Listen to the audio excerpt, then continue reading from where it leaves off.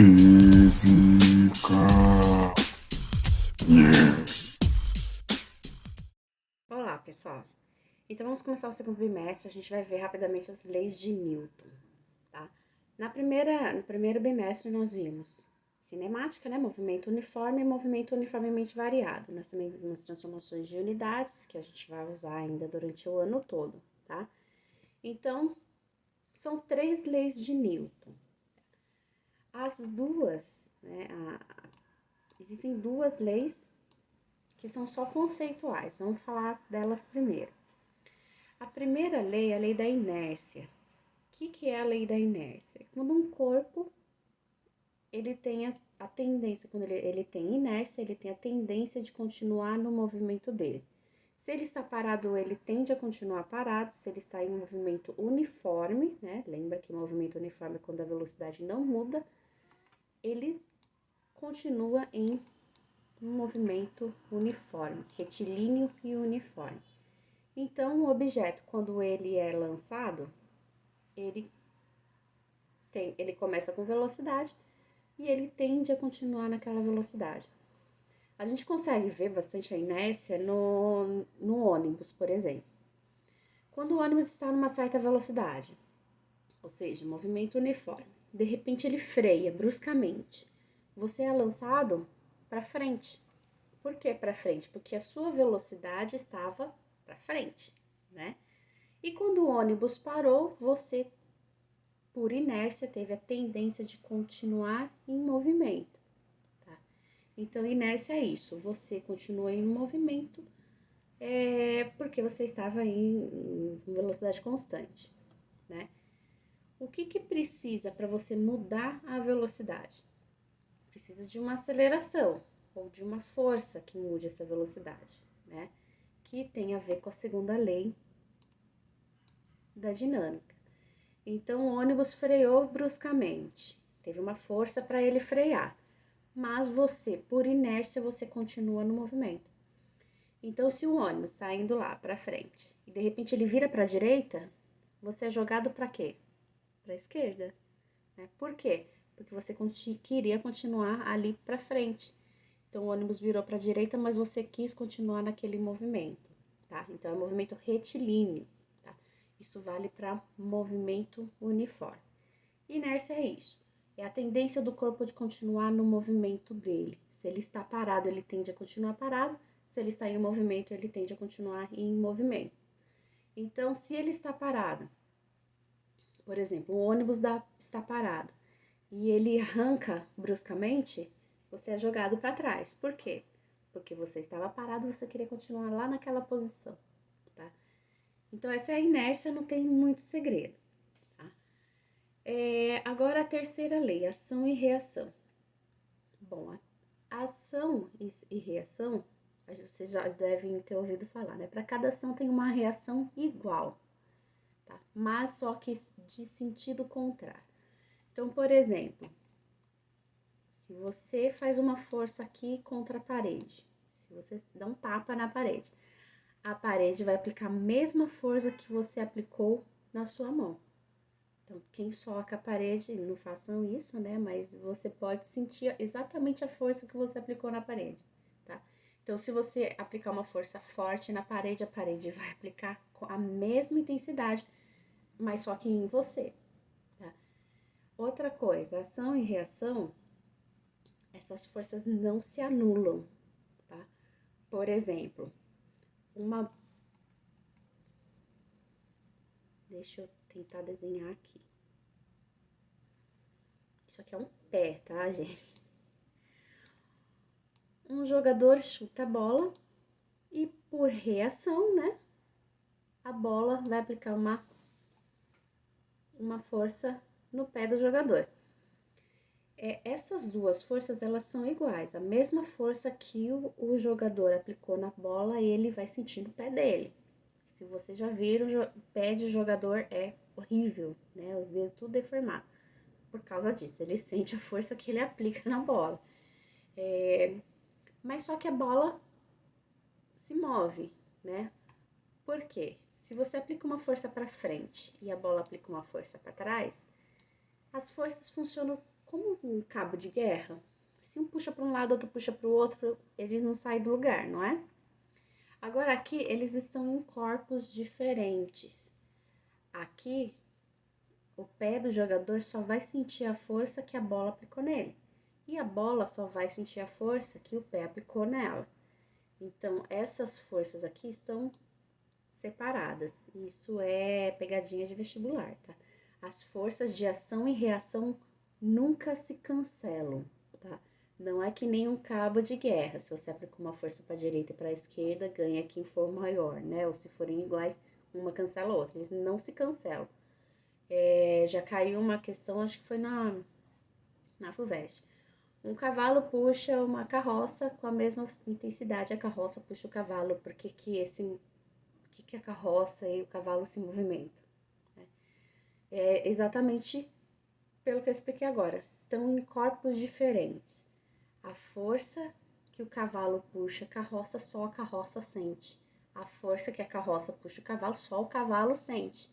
Então, uma força de ação está sempre em outro corpo da reação, tá? Então, você socou a parede. A ação é o quê? Você aplicar uma força na parede. A parede que sente a ação. Agora, a reação é a sua mão que sente. É a parede que vai aplicar a força na sua mão. Tá? Então, espero que tenha ficado claro isso. Então, ação e reação, elas não se cancelam, são em corpos diferentes, mas eles têm a mesma intensidade, mas só que sentido contrário. Você faz uma força para frente, como reação a gente tem uma força para trás, tá? E agora a segunda lei de Newton. Então, primeira lei de inércia, o corpo ele tende a continuar no movimento dele. E a terceira lei, ação e reação. Para cada ação eu tenho uma reação igual, mas só que sentido oposto. E em corpos diferentes, né? A segunda lei, que é a lei fundamental da dinâmica. Quando você aplica uma força, dependendo da massa, você vai ter uma aceleração. Se você empurrou um objeto, ele vai ter aceleração de acordo proporcionalmente com a massa dele, tá? Mas não é toda força que você aplica que o corpo se movimenta, né? Porque existe uma coisa chamada atrito, tá? Quando você tenta movimentar, por exemplo, empurrar uma geladeira, não é qualquer força que vai acelerar, que vai movimentar a geladeira, né? Precisa de uma força maior. Essa força inicial, aquela força que você empurra o objeto e não consegue movimentar ele, a gente chama de... porque existe uma força contrária que tem a ver com a superfície, o chão. Se você tem uma superfície, que é chamada força de atrito, se você tem uma superfície lisa, o objeto ele desliza mais rapidamente e não tem muito atrito. Se você tem uma superfície contrário de lisa, ou seja, rugosa, vai ser mais difícil você deslizar ou empurrar um objeto. Então, tem aquele atrito entre um objeto e a superfície, tá? Isso impede o movimento. Então, você precisa de uma força maior do que a força de atrito. E é só por isso que a gente anda, tá? Por causa da força de atrito. Quando a gente anda, tentem reparar. Que força que a gente faz no chão? A gente faz uma força para frente, para trás, para o lado? Que força que a gente faz? Para a gente andar, a gente faz uma força para trás. A gente empurra o chão para trás. E como reação, o chão, por causa do atrito, o chão vai empurrar a gente para frente. E é por isso que a gente se movimenta para frente. Um avião é a mesma coisa. O que o avião faz? Ele tem ali as hélices e ele empurra o ar para trás. Quando ele empurra o ar para trás, o ar empurra ele para frente, né? Como reação. Então, por isso que ele se movimenta. Então, a gente só se movimenta porque tem atrito, que é uma força de reação à força que você faz na superfície, no chão, tá? Então, a força de atrito é aquela dificuldade de você empurrar aqueles objetos, eles não deslizam, eles precisa de uma força maior para empurrar eles, né? E como consequência desta fórmula aqui, a gente tem a força da gravidade, que é a força peso. Nossa, ficou horrível. Calma aí. Peso. A força da gravidade, ele vai depender do planeta que você está, porque vai depender da aceleração da gravidade do planeta, tá? Então, a força peso depende da massa do objeto e da gravidade do local. Eu vou fazer exemplo dessas contas, tá? E a gente não pode confundir peso com massa. Então, aqui tá o exemplo para calcular o peso de um objeto que possui uma certa massa. O que é quilograma? Quilograma é unidade de massa, tá? Então, isso daqui é massa. E o que é peso? Peso é uma força. E qual que é a unidade de força? É o Newton, tá? Então, quando a gente fala, esse objeto aqui pesa 100 quilos, na física está errado, pesar 100 quilos não existe. Tem uma massa de 100 quilos, mas o peso você vai ter que fazer a conta, né? Multiplicar massa pela gravidade. Então, aqui na Terra, o peso dos objetos é diferente do que na Lua. A gravidade na Terra é 9,81, alguma coisinha, tá? Mas a gente arredonda para 10 e no vestibular ele vai pedir para arredondar para 10 e ele dá o valor que, se for algum planeta, algum valor diferente, tá? Então, o exercício não falou nada, gravidade na Terra vale 10. Agora, na Lua, vale 1,6, tá? Quase 5 vezes mais, 5 vezes menor do que aqui na Terra, tá? Isso quer dizer que um objeto na Lua vai pesar 5 vezes menos do que na Terra. Então, por isso que tem piadas de físicos falando, se você quer emagrecer, você vai para a Lua, porque você vai pesar menos. O único problema é que a sua massa não se altera. Então, massa é quantidade de matéria, quantos quilos tem. Isso não depende do planeta. Se você está num lugar que não tem a gravidade, você vai continuar tendo aquela quantidade de matéria. Você vai continuar tendo aquela massa. Então, 100 quilos aqui na Terra é a mesma coisa que 100 quilos na Lua, 100 quilos sem gravidade nenhuma, 100 quilos em Júpiter. Sempre vai ter aquela mesma quantidade de matéria. Então, emagrecer mesmo, perder quantidade de matéria, perder massa é só emagrecendo mesmo, deixando de comer, né? Fazendo atividades físicas, se cuidando, enfim. Mudando de planeta, você só vai mudar o seu peso, tá? E o seu peso é em newtons, é uma unidade de força. Como que você calcula o peso? Multiplica a massa pela gravidade. Então, se a gravidade aqui na Terra é 10 e um objeto tem 100 quilos, você multiplica 100 quilos, que é a massa, vezes a aceleração da gravidade, que vale 10. 100 vezes 10 vale 1000. Ou seja, o peso desse objeto tem 1000 newtons. Então, lembra que quando tem newtons é força, tá? Então, vai ser peso ou qualquer outro tipo de força. Agora, quilos é massa, não confundam peso com massa, tá? A gente confunde bastante porque a gente fala que o peso dos objetos são tantos quilos e na física está errado. Não são tantos quilos. A massa do objeto tem tantos quilos, tá? Então, esse objeto de 100 quilos tem 1000 newtons aqui na Terra.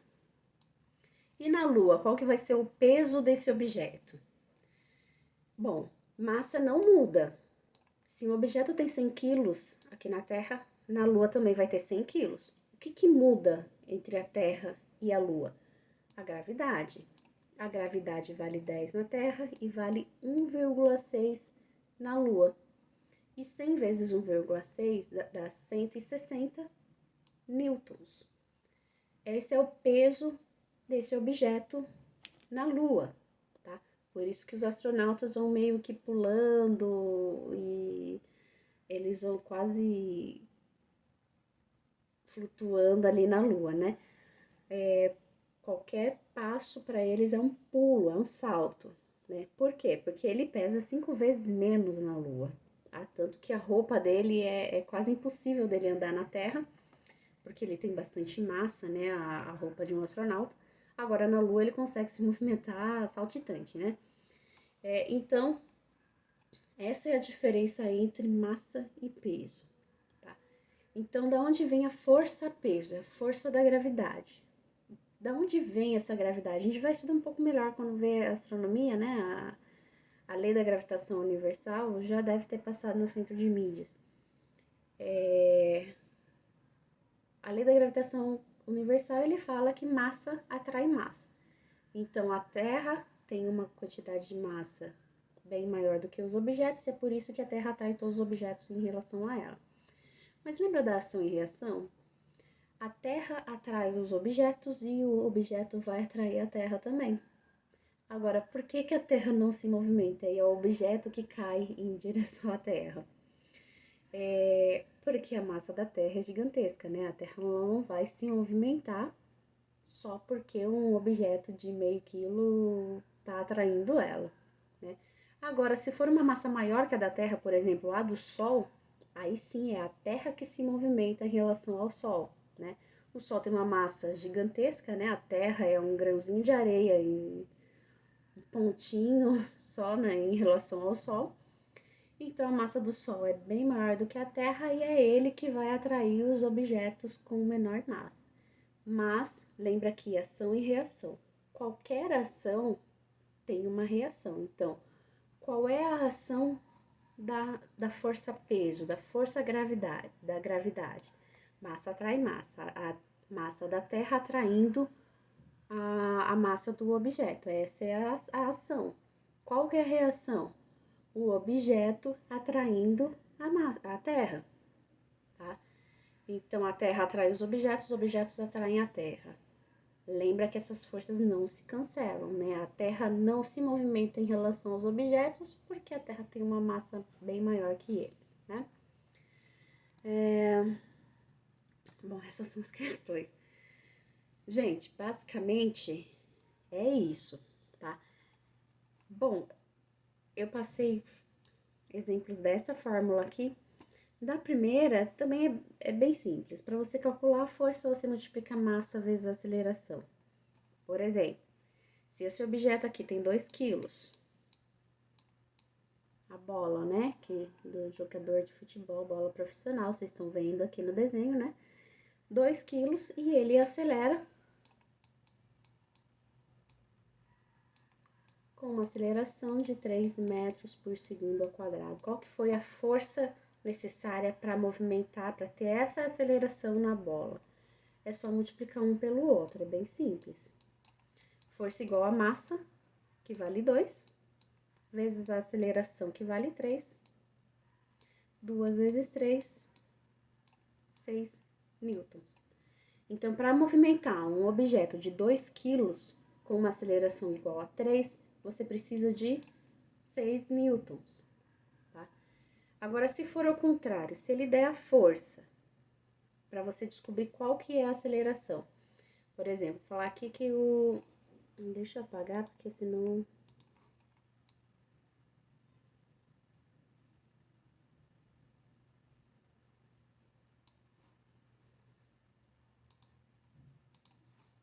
Pronto. Se eu apliquei uma força de 18 newtons num objeto de 2 quilos, qual que vai ser a aceleração? Então, é só substituir aqui. A força aplicada vale 18, igual massa, que vale 2, né? A bola vale 2, e vezes a aceleração, que é o que eu vou descobrir. O 2 não está multiplicando o A, passa para o outro lado dividindo, fica 18 dividido por 2 vai dar a aceleração. Então, a aceleração vai ser igual a 9 metros por segundo ao quadrado. Então, para você aplicando uma força de 18 newtons, ela vai acelerar com 9 metros por segundo ao quadrado, tá? Então, essa fórmula é a mesma coisa que a fórmula de peso, né? Massa vezes aceleração. A diferença é que a força-peso tem que ser a aceleração da gravidade, tá?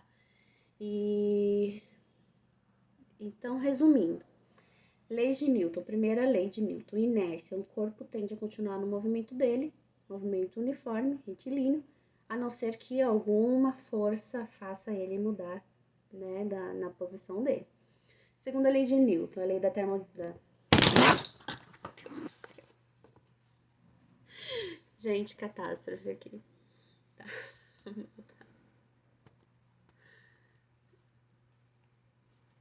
Vamos lá.